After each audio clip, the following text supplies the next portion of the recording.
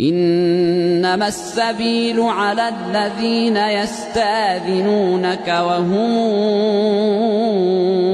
أغنياء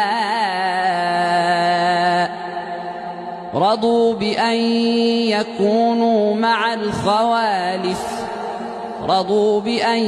يكونوا مع الخوالف وطبع الله على قلوبهم فهم لا يعلمون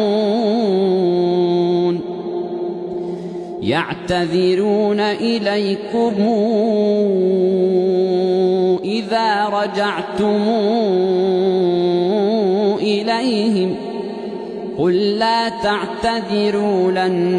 نؤمن لكم قد نبأنا الله من أخباركم وسيرى الله عملكم ورسوله ثم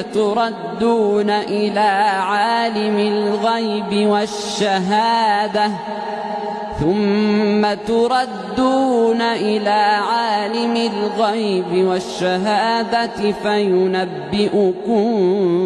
بما كنتم تعملون